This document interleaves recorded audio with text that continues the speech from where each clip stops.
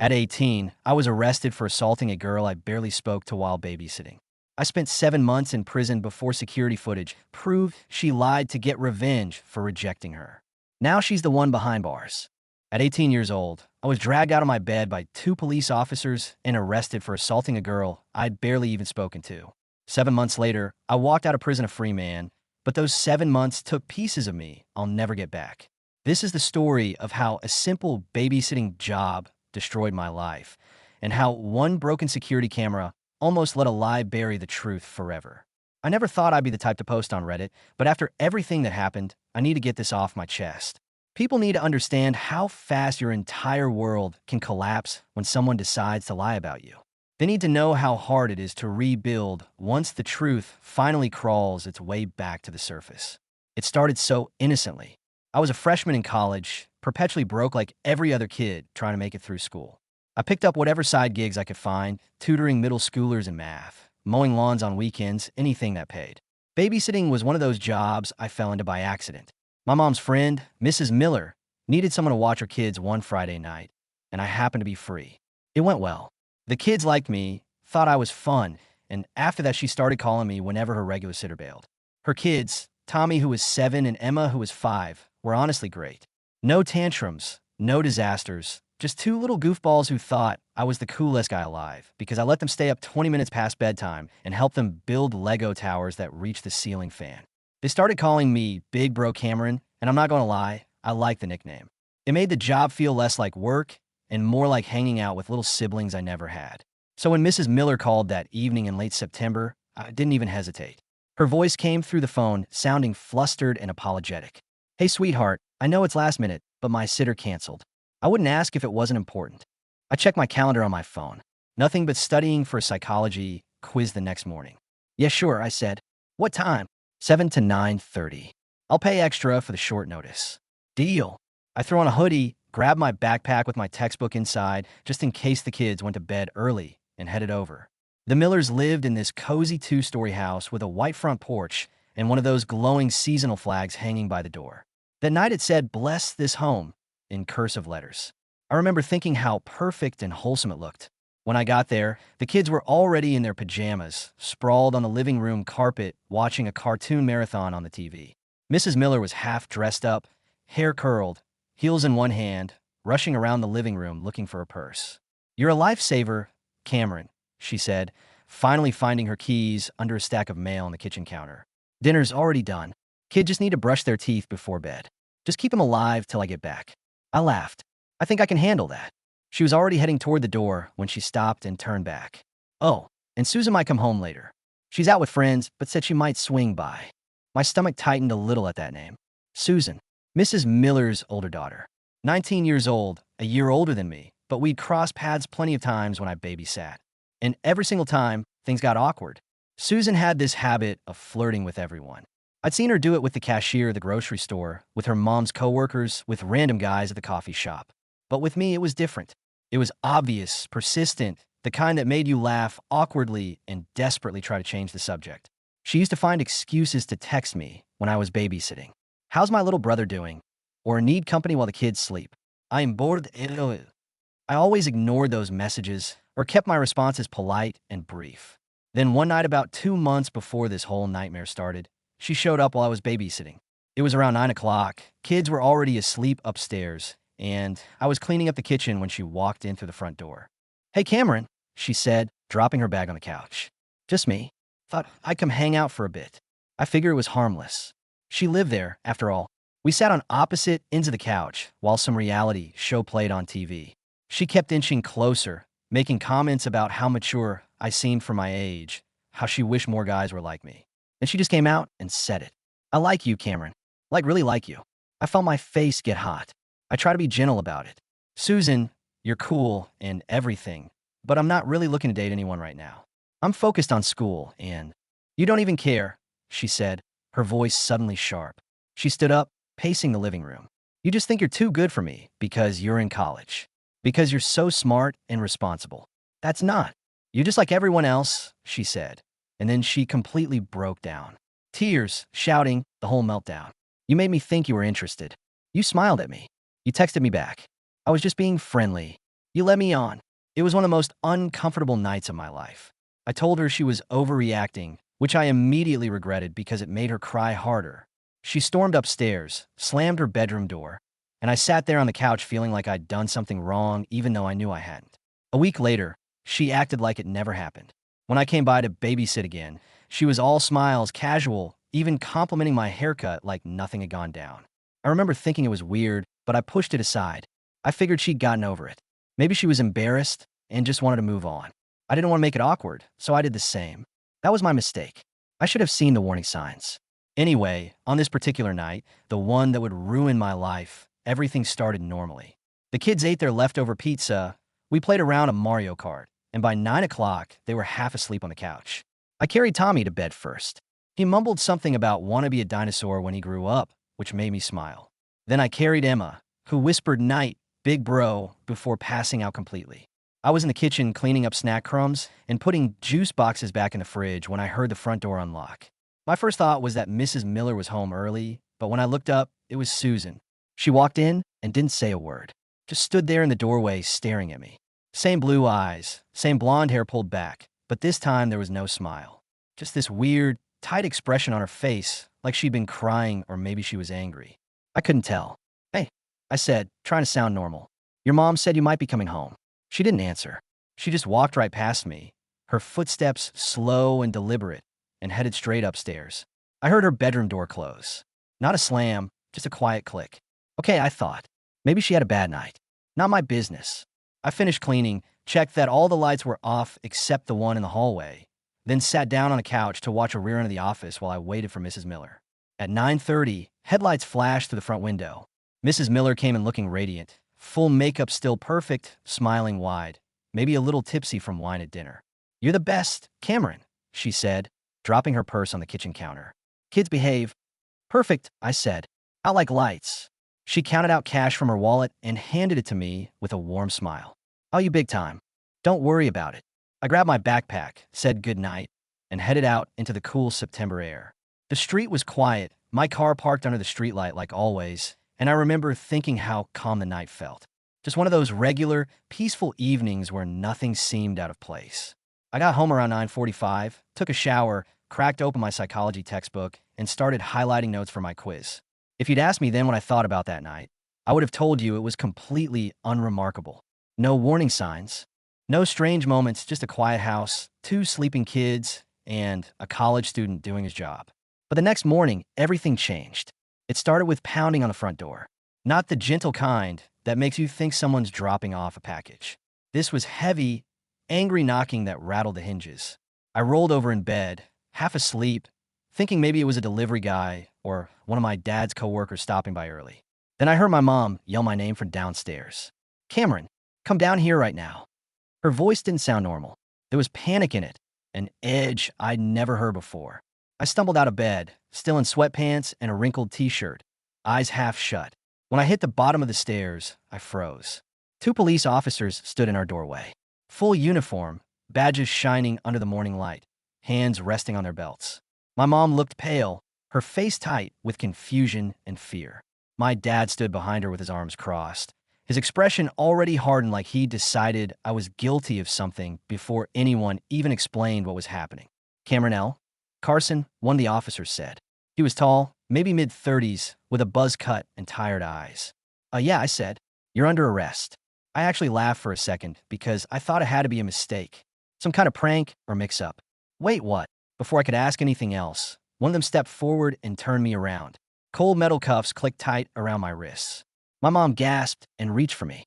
What is going on? She said, her voice breaking. He's just a kid.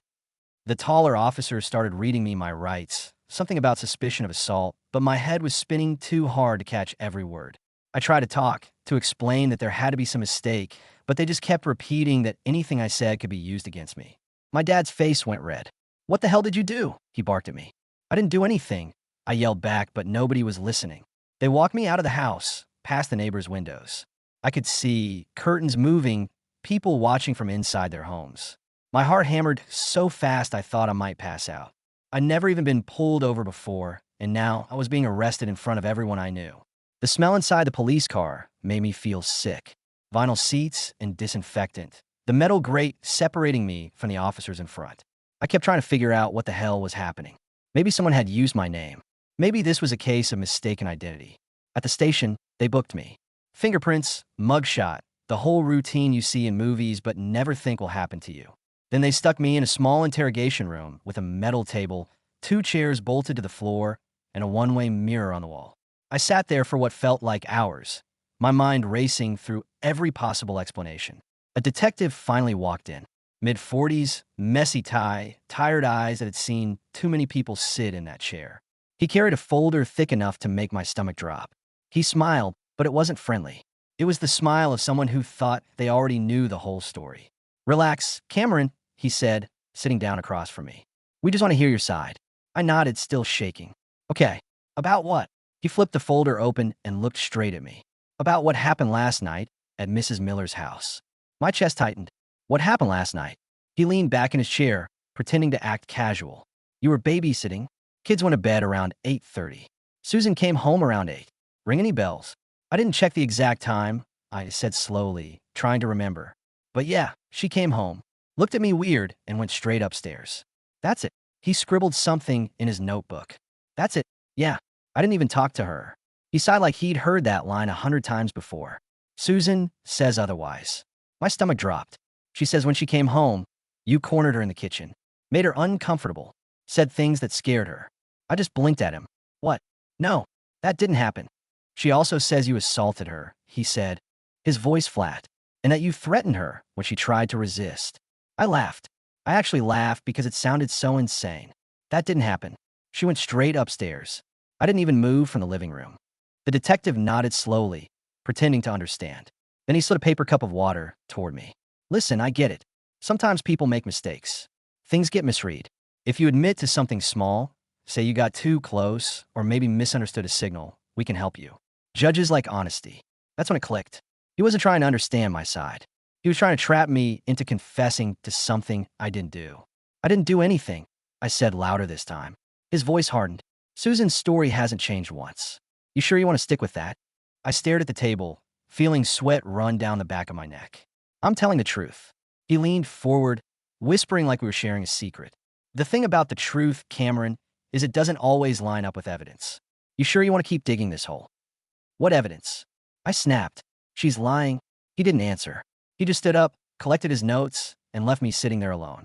When they finally let me out on bail that evening, my mom was waiting in the station lobby. Her face was blotchy from crying, her eyes red and swollen. My dad stood next to her, arms still crossed, jaw tight like he was grinding his teeth. The ride home was dead silent until my dad finally spoke. "What the hell is wrong with you?" "I didn't do anything," I said. My voice cracked, and it made me sound guilty even to myself. "Then why would she say that?" he shouted. "Why would she lie?" "I don't know." My mom turned around from the passenger seat, tears streaming down her face. "Cameron, just tell us the truth," she whispered. "I'm telling the truth." We pulled into the driveway. My dad slammed the car door hard enough to make the windows shake. My mom stayed behind, grabbing my hand before I could follow him inside. Her eyes were full of something I hadn't seen in years. Pure, raw fear. "I know you didn't do this," she said quietly. "We'll fix it. I promise." Those words were the only thing keeping me from collapsing right there on the driveway. But promises don't mean much when you live in a small town. By the time we got inside the house, I could already see people on the sidewalk whispering to each other, pretending not to stare directly at our house. News spreads fast in places like this. That night, I sat on my bed staring at my phone, waiting for someone to text me. A friend, a classmate, anyone. No one did. It's crazy how fast your life can burn down without a single flame. Within a week, everyone knew. The story spread faster than anything I'd ever seen. In a town this small, gossip travels like wildfire, jumping from house to house, person to person. You can't walk 2 blocks without someone knowing your business, and mine had become the only thing people wanted to talk about. At first, I tried convincing myself it would die down, that people would wait for the facts, for the truth to come out. But that was a joke. The neighbors who used to wave at me every morning now avoided eye contact. Mrs. Klein from across the street, who used to chat with my mom about gardening, pulled her kids inside whenever I walked past. I saw her do it through the window once, physically grabbing her daughter's arm and yanking her away from the glass. Even my college sent me an email 3 days after my arrest. Your attendance will be temporarily suspended pending the outcome of the investigation. That one hit the hardest. I'd worked my ass off to get into that school, staying up late to finish scholarship applications, taking every AP class my high school offered. And just like that, I was locked out. I tried calling people I thought were my friends. Most didn't answer. The ones who did made excuses to get off the phone quickly. My best friend Jason picked up after my third call. "Man, I heard," he said quietly. Finally, someone who might believe me. "Jason, it's not true," I said. "You know me. I would never." "I know," he cut in fast, then lowered his voice. "But listen, this whole thing is getting ugly. People are talking. My parents are freaking out. I just think maybe it's better if you don't call me for a while." I froze. "So that's it?" He sighed. "It's not that I don't believe you, dude. I've got to think about my reputation. You know how people are." That sentence felt like getting punched in the chest. "I get it," I said quietly, even though I didn't. "Take care, man." He hung up. That was that. Years of friendship gone in a 2-minute phone call. After that, I stopped reaching out. There wasn't anyone left to call anyway. The tension at home got worse by the day. My dad barely spoke to me except to bark orders or make passive-aggressive comments about how I'd ruined everything. He started drinking more, pacing the living room at night, like he was trying to wear a hole in the floor. One night about 2 weeks after my arrest, he snapped. He came into my room while I was sitting on my bed, scrolling through old text messages, trying to distract myself from the suffocating reality of what my life had become. His face was red, his jaw tight, his eyes bloodshot.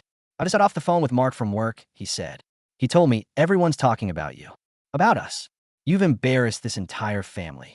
I stood up, trying to stay calm. "Dad, I didn't do anything." "Then why would she lie?" he yelled, slamming his hand against the doorframe hard enough to make a picture frame rattle on my wall. "What does she gain from that?"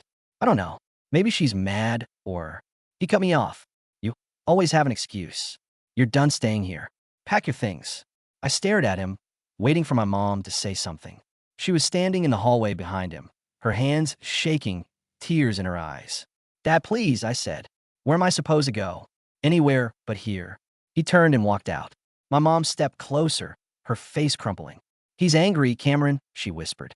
"He's just scared." "Scared of what?" "That people will think his son's a monster." She didn't answer that. She just hugged me tight, and I felt her shoulders shake as she cried silently. "Come with me," she whispered. We went out to her car in silence. She didn't tell me where we were going, just drove without saying a word, turning down streets I didn't recognize until we reached the edge of town. There, tucked behind a row of old pine trees at the end of a gravel driveway, was a small single-story house. The paint was faded, one shutter hung crooked, and the lawn was overgrown. "This was my mom's," she said quietly, handing me a key. "No one's lived here since she passed 3 years ago. It's not much, but it's yours for now. Stay here until things calm down." I didn't even know what to say. Part of me wanted to argue, to tell her I couldn't take it, but the look in her eyes said it wasn't a choice. She helped me carry a few bags inside. The place smelled like dust and old wood, all the furniture covered in white sheets, the floor creaking under every step. But it was quiet, and for the first time in days, I could breathe. She went around opening windows, letting light in. "I'll bring groceries tomorrow," she said, "and I'll call around. We'll find a lawyer who can actually help." "Mom," I said, my voice cracking. "You believe me, right?" She stopped what she was doing and looked at me like I'd said something crazy. "Of course I do," she said. "You're my son. I raised you." That hit harder than anything else. When she left, I sat on the old couch and listened to the house creak in the wind. It felt weirdly peaceful. Lonely, but peaceful. The first night, there was rough. Every sound made me jump.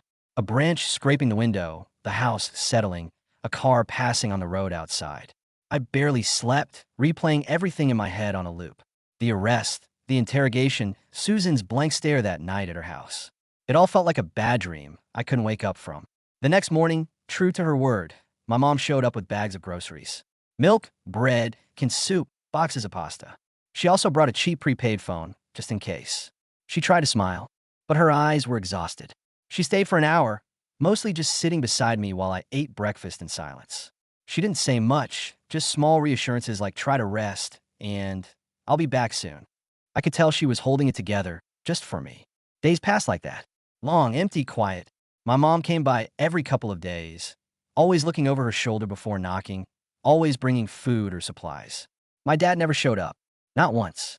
The only thing that kept me from falling apart completely was my mom's faith in me. Every time she looked at me, I saw it. The belief that I wasn't what they said I was. And when the whole world had turned its back on me, her voice was the only one that still sounded human. About a month after my arrest, I had my first court hearing, a preliminary hearing. The actual trial wouldn't start for a few more months, but this was the first time I'd have to face Susan in a courtroom. I remember sitting in the courthouse hallway that morning, hands sweating, heart pounding so hard I could feel it in my throat. Every time the double doors opened, I caught a glimpse of faces inside. Neighbors, old teachers, people from town, all there to watch. Not for justice, for entertainment. When they called my name, it felt like the ground tilted under me. The courtroom was packed. Susan sat at the witness table with her lawyer, hair tied back neatly, wearing a simple cream-colored sweater that made her look soft and harmless. I'd never seen her look so composed. When she stood up to testify during the preliminary hearing, she started crying almost immediately, real tears streaming down her face, or maybe just good acting. I couldn't tell anymore. She said that when she came home that night, I was waiting for her in the kitchen, that I cornered her, blocked the doorway, and said things that made her too scared to scream. She said she froze, terrified, and finally managed to run upstairs once I let her go. Her voice broke in all the right places. The people in the gallery were eating it up. I could see them nodding along, some women wiping their eyes. Then she added the part that made me want to scream. She said that she used to think I liked her, that I was always nice to her, but then she realized I was just pretending to be kind so I could get close to her. The exact same situation from 2 months ago, completely flipped upside down. I gripped the edge of the table until my knuckles went white. My lawyer, a middle-aged public defender named Frank who looked more exhausted than confident, whispered next to me, "Don't react." But it was impossible not to. Listening to her rewrite that entire night, watching everyone nod along like it made perfect sense, made me feel like I was standing outside my own life watching it burn. Then came the parade of character witnesses. Random people taking turns pretending they remembered something important about me. A woman from our neighborhood said, "I always got strange vibes from him." A guy I barely knew from high school said I was too friendly with younger kids. Even someone from my college mentioned that I'd seemed withdrawn lately, as if being quiet was somehow a sign of guilt. None of them had real proof, just feelings, opinions, and apparently, feelings were enough. When it was our turn, Frank stood up and addressed the judge. "Your Honor, there's reason to believe there would have been footage from the Ring doorbell camera outside the home, which could confirm my client's movements and timeline." The room shifted. Finally, something that could actually help me. But before Frank could go further, Mrs. Miller was called to the stand. She looked like she hadn't slept in days, dark circles under her eyes, hands trembling as she spoke. "The Ring camera hasn't worked in weeks," she said softly, almost apologetically. "The lens cracked after a storm back in August. My husband was supposed to replace it, but he never got around to it." My stomach dropped. The prosecutor, this slick guy with a perfect haircut and an expensive suit, jumped on it immediately. "How convenient," he said loud enough for everyone to hear. "The one thing that could have shown what really happened. Broken." Frank objected, but the judge just told him to move on. So that was it. No footy, no proof, just her word against mine. When the trial actually began a few months later, I took the stand and told the truth. Every single detail. How Susan came home, looked at me weird, and went straight upstairs. How I stayed in the living room the entire time, cleaning up and watching TV. How Mrs. Miller came home later, paid me like it was any normal night, and I left. I tried to sound calm and steady, but every time I spoke, I could feel Susan's eyes on me. Blank, cold, like she was daring me to mess up. The prosecutor tore me apart. "So you expect the jury to believe she just made this up?" he said, pacing in front of the witness stand. "Yes. Why would she do that?" I hesitated. This was the part Frank had warned me about. But I had to tell the truth. Because I rejected her a few months ago. The courtroom buzzed. Susan put on a perfect shocked face, like I'd said something disgusting. The prosecutor smirked. "So now she's lying because of unrequited love? That's your story." "It's the truth," I said. But he didn't care. None of them did. By the time closing arguments came around, I knew which way it was going. The prosecutor stood tall and dramatic, talking about broken trust, innocence destroyed, and how parents deserve to feel safe leaving their children with responsible adults. I wasn't a person anymore. I was a headline.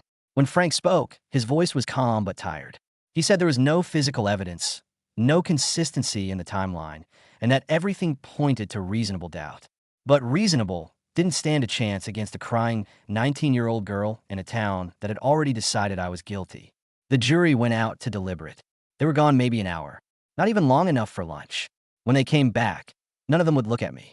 The foreman stood up, cleared his throat, and said the word I'll never forget. Guilty. Everything went silent. I didn't move. I couldn't. My mom let out this quiet sob behind me, like she was trying not to fall apart completely. My dad stood up, face stiff and emotionless, and walked right out of the courtroom without saying a word. Just left. The judge's voice sounded far away, like I was underwater as he read out the sentence. 4 years in state prison. 4 years for something I didn't do. A week later, they put me on the bus. Shackled wrists, shackled ankles, a long ride through nowhere. The guy sitting next to me kept humming under his breath. Every bump in the road made the chains rattle. When we pulled through the prison gates, the sound hit me first. Metal doors slamming, guards shouting, voices echoing through concrete hallways. I was 18 years old, and I had no idea how to survive what came next. The first week inside was pure chaos. The noise never stopped. Yelling, footsteps, metal scraping against metal, doors clanging shut at all hours. Even sleep didn't help because there was no quiet, not even for a minute. The air smelled like sweat and industrial bleach, so strong it burned my nose. At 18, I had no clue how to handle it. The guards didn't explain much. They just barked orders. Hands at your sides. Eyes forward. Don't talk unless spoken to. You learn the rules by watching other inmates. And if you broke one, you found out the hard way. By the third day, people already knew what I was in for. That's the thing about prison. Word spreads fast, and the nature of your charge determines how you're treated. Hey, that's the babysitter, one guy muttered as I walked by in the lunch line. Another one snickered. Keep him away from the new guys. I tried to ignore it, but you can't hide in a place where everyone's trapped together 24 hours a day. The first fight came out of nowhere. I was in the chow hall, tray in hand, when someone shoulder-checked me hard enough to spill my food all over the floor. I turned around, ready to apologize, but the guy just smirked at me. Watch where you're going, babysitter. Before I could say anything, he shoved me again. Then came the punch, straight to my face. My vision flashed white. I went down hard, and the tray clattered across the concrete floor. The guards didn't move. They just watched. One of them even smiled. I got up bleeding, dizzy, and humiliated. That night, I slept with one eye open. A few days later, it happened again. This time in the yard. Two guys circled me, calling me names, saying things I won't repeat. I tried walking away, but one of them grabbed my shirt. You think you're better than us? He said before slamming me against the chain-link fence. The next thing I knew, everything went black. I woke up in the infirmary with a split lip and a swollen eye that I couldn't fully open. The nurse didn't ask questions. She just handed me some painkillers and told me to get out. After that, I realized I was completely on my own. Then I met Rudy. He was older, late 40s maybe, with gray streaks in his beard and a calm way of moving that didn't fit the chaos around us. The first time I noticed him, I was in the laundry room trying to scrub blood out of my shirt from the last fight. You keep doing that, you'll just make the stain bigger, he said without looking up from his own laundry. I didn't answer. I was still trying to figure out if he was messing with me or about to jump me. He finally looked at me and said, "Relax, kid. I'm not here to hurt you." That's how it started. Slow and simple. He didn't ask about my case, and I didn't ask about his. We just worked side by side, folding clothes in silence. After a while, he started giving me small bits of advice. "Keep your head down," he said one day while we were in the yard. "Don't talk too much. Don't talk too little either. And whatever happens, don't react to the rumors. Let them think whatever they want. Your truth doesn't need their approval." I asked him how long he'd been inside. He shrugged. "Too long." Eventually, I found out he'd been fighting his own wrongful conviction for years. Said the system had chewed him up and forgotten about him. Public defenders don't defend, he told me once while we sat in the yard during rec time. They just move paper around and hope for the best. You want to survive in here? You've got to remember who you are, not what they say you are. Rudy became the only person I trusted in that place. One afternoon, he caught me staring off into space during work detail. "You're thinking about how it used to be, right?" he said.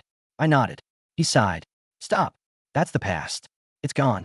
You can't survive in here living out there." That hit me hard because he was right. Every time I let myself think about my old life, college, friends, my bedroom at home, it felt like drowning. I had to accept where I was if I wanted to make it through. A few weeks later, rumors started spreading that Rudy was getting transferred to a different facility in another state. He didn't seem surprised when I asked him about it. "They move you when you start getting too comfortable," he said. "Can't have inmates forming real connections. Makes us harder to control." The day he left, he handed me a small folded piece of paper. I opened it later and found it was blank, nothing written on it at all. But before he got in line with the other transfers, he leaned close and said one line out loud. Don't let the truth die just because they buried you. That was it. He gave me a nod, turned, and walked away with the group. I never saw him again. For weeks after that, I kept hearing his voice in my head every time I wanted to give up. Every time someone spit on my food tray, or shoved me in the hallway, or whispered babysitter as I walked past. I started following his advice more seriously. Every night, I wrote in a notebook my mom had sent me during one of her visits. I listed every detail I could remember from that night at the Miller's house. Times, words, sounds, everything. What Susan was wearing when she came home. What show was playing on TV. What Mrs. Miller said when she got back. All of it. I didn't know if it would ever matter, but writing it down made me feel like I was still fighting somehow. Like I hadn't given up. Life didn't get easier, but I got harder. The bruises faded. The stares didn't. But I learned something in that place that I'll never forget. They could lock up my body. They could beat me down and call me names and make every single day a nightmare. But the truth was still mine. And thanks to Rudy, I wasn't going to let them bury it. 7 months. That's how long I stayed locked up before everything changed. 7 months of concrete walls, steel doors, and nights where I'd stare at the ceiling wondering if the truth would ever matter again. Then one afternoon, a guard came to my cell. Carson, visitor. I figured it was my mom. She'd been visiting every 2 weeks like clockwork, always bringing little things, books, snacks from the vending machine, updates about family I no longer talked to. But when I walked into the small visitation room, there she was sitting beside a man I'd never seen before. He looked sharp, suit and tie, files stacked neatly in front of him, a calm but determined look in his eyes. Cameron, my mom said, standing up to hug me tight. This is Eric Wallace. He's your new lawyer. Eric stood and he shook my hand firmly. His grip was confident, steady. I've been reviewing your case, he said, sitting back down. And to be blunt, it's a mess. You were failed by your first lawyer, by the police, by the system. I don't plan on letting that continue. I sat down across from them, still stunned. Why now? Why would anyone care? He glanced at my mom with something that looked like respect, because she didn't stop fighting. She called me 3 times a week until I finally agreed to look at your file. And once I did, he opened the folder in front of him. I knew this case was wrong. My mom smiled weakly, her eyes glossy with tears she was holding back. Eric continued. I'm redoing the investigation from the ground up. Everything. And I think we've got something. He told me about a neighbor named Mr. Long who lived in the house directly behind the Millers. Apparently, Mr. Long had been abroad visiting family in the Philippines for several months when my trial happened, which is why he'd never been interviewed or contacted. Mr. Long uses a subscription-based cloud security camera service, Eric explained. It automatically stores months of footage online, so nothing gets deleted unless you manually do it. And he didn't. He was out of the country. My heart started racing. Before he left on his trip, he installed a new security camera facing his driveway. What no one realized, including him, is that the edge of his camera's field of view catches the Miller's front porch and part of their walkway. I couldn't breathe. So you have footage? Everything that matters. A few days later, Eric came back with a laptop. In a small meeting room at the prison, he opened it up and played the video for me. The timestamp in the corner read 9:24 p.m., not 8 p.m. like Susan had testified under oath. The video showed Susan walking up the Miller's driveway alone, texting on her phone, looking completely calm. No one was following her. No hesitation, no distress, no fear. Just a teenage girl coming home from hanging out with friends. Then around 9:32 p.m., Mrs. Miller's car pulled into the driveway. A few minutes after that, at 9:35 p.m., I came out the front door. Backpack slung over my shoulder, walking normally to my car parked on the street. No jitting, no running, nothing strange at all. Eric hit pause. Her entire story, that you cornered her at 8 o'clock and she ran upstairs terrified, is physically impossible. She wasn't even home yet. My mom covered her mouth with both hands. I knew it, she whispered. But Eric wasn't done. We also subpoenaed the Miller's internet service provider records. Their smart home setup automatically syncs router data to their Google account for device management. It shows Susan's phone connecting to their Wi-Fi at 9:25 p.m. Yours disconnected at 9:35 p.m. That matches this footage perfectly. As I sat there staring at the frozen image on the screen, the proof I'd been begging for since the day I was arrested, Eric looked at me seriously. We're filing a motion to overturn the conviction immediately. But this time, I'm not letting them twist a single thing. 2 weeks later, I was back in court. No prison uniform this time. They let me wear a plain shirt and jeans. My mom sat right behind me, and I could feel her hope holding me upright. Susan sat across the courtroom with her lawyer, looking pale and nervous. Mrs. Miller was there too, sitting near the back and deliberately avoiding eye contact with everyone. Eric presented everything methodically: the footage, the Wi-Fi logs, the glaring inconsistencies in Susan's testimony. He walked the judge through every timeline discrepancy, every impossibility in her story. Then he did something that caught everyone off guard. He called Mrs. Miller to the stand. She hesitated, glancing between Susan and the judge like she didn't know who to look at. Mrs. Miller, Eric began gently. The night of the alleged incident, when you returned home around 9:30, did your daughter appear distressed? She shifted uncomfortably in her seat. No, she was in her room, quiet. I assumed she was asleep. So, she didn't tell you anything about an assault that night? No, Mrs. Miller said, her voice trembling slightly. Not until the next morning. Eric nodded slowly. And when she did tell you the following morning, did anything about her behavior strike you as odd? Mrs. Miller hesitated again, longer this time. You could see the conflict on her face, wanting to protect her daughter, but also being under oath. She seemed angry, she finally said, more than scared. Eric paused, then turned toward the judge. So to be clear, the alleged victim showed no signs of distress the night of the incident, made no immediate report to her mother, who was home shortly after the alleged assault, and gave a timeline that directly contradicts physical evidence from a neutral third-party security camera. The prosecutor tried to object, but the judge motioned for Eric to continue. Eric pulled up the footage again on a screen everyone could see. Here is Susan Miller arriving home, calm, alone, texting at 9:24 p.m. The video played. Here is Mrs. Miller arriving at 9:32 p.m. Another clip. And a few minutes later, my client leaves. There's no confrontation, no panique, no evidence of fear whatsoever. When Susan took the stand again, she tried to keep her composure. But when Eric asked her directly why her timeline didn't match the security footage, she froze. I must have mixed up the time, she stammered. Mixed up an entire hour? Eric said calmly. Or did you lie? Tears welled up in her eyes. I didn't mean for this to happen. Eric stepped forward. Then why did you say it at all? Her voice cracked. Because he embarrassed me. He turned me down, made me feel stupid. I just wanted him to pay attention. I didn't think it would go this far. I didn't think anyone would actually believe me. The courtroom went dead silent. My mom started crying quietly behind me. I just sat there, numb, listening to the girl who destroyed my life finally admit the truth. The judge's face turned hard. Are you admitting, under oath, that your testimony in the original trial was false? Susan nodded, sobbing openly now. Yes. The judge's voice turned sharp and cold. Then this court vacates the conviction against Cameron L. Carson, effective immediately. You are hereby remanded into custody while the district attorney determines whether to file perjury charges. Two officers approached Susan. She looked around desperately, like she expected someone to save her, but no one moved. I didn't even react. For 7 months, I dreamed of hearing those words. And when they finally came, my mind just went blank. They removed my shackles right there in the courtroom. My mom rushed forward and hugged me, so tight I couldn't breathe. You're free, she kept saying through her tears. You're free. My dad was there too, standing near the back of the courtroom, stone-faced. He didn't say a single word, just turned and walked out before anyone could stop him. Outside, the sky looked brighter than I remembered. The air felt lighter, real. Freedom didn't feel like justice exactly. It felt like finally coming up for air after being held underwater for 7 months straight. And for the first time since that nightmare began, the truth wasn't buried anymore. But just because I was free didn't mean it was over. Over the next year, Eric and I fought the civil case. I was suing Susan for defamation, false accusation, and malicious prosecution. Eric said we had one of the strongest cases he'd ever seen.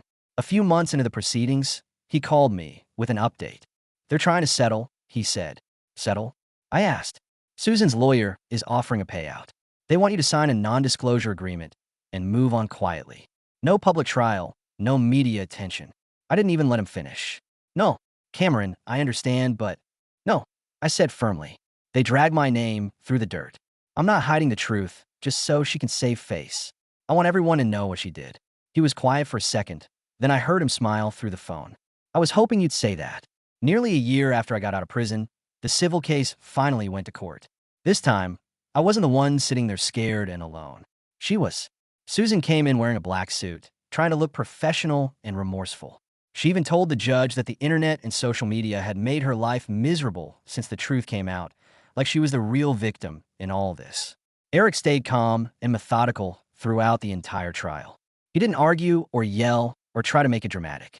He just laid out the facts, plain and simple.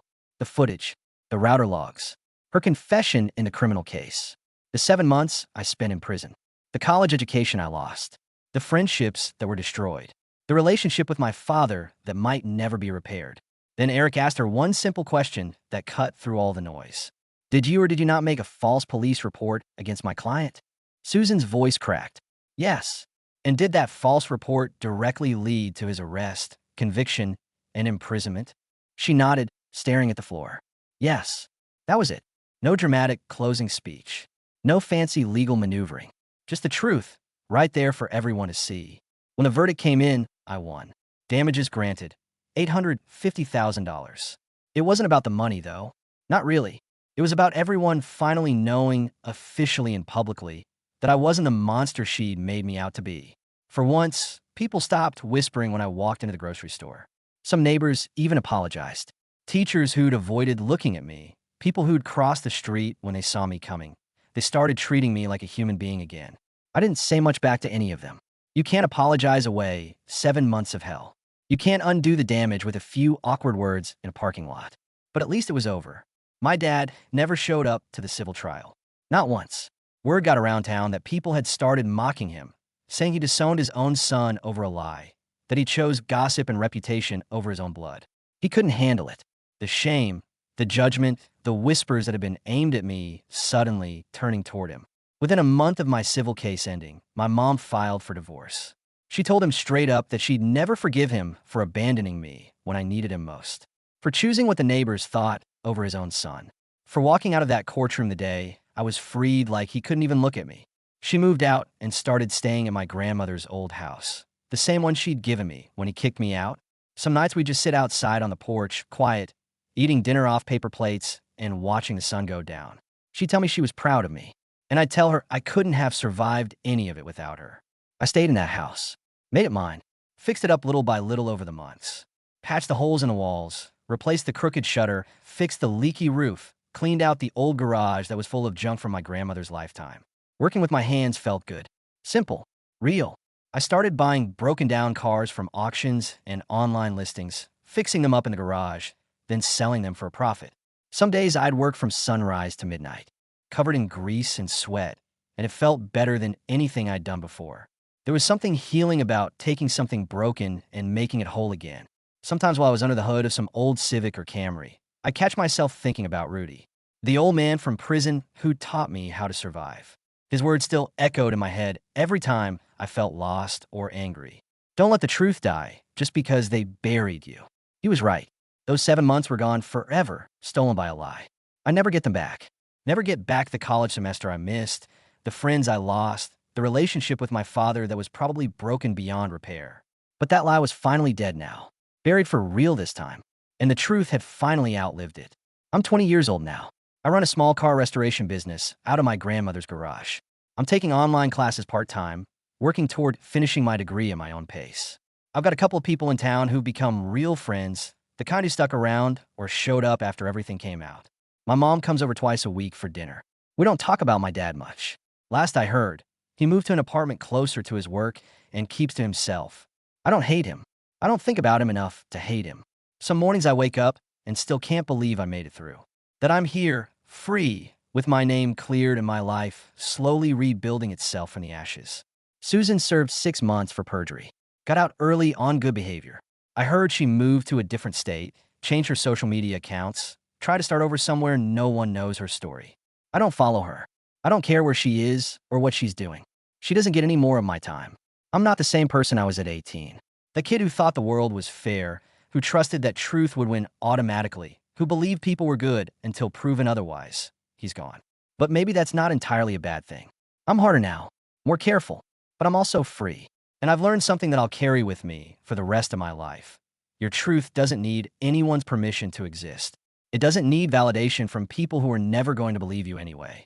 You just have to hold on to it. Protect it. and wait for the right moment when it can finally speak for itself. Mine did, and I'm still standing. Alright, that's it for today. See you in the next one.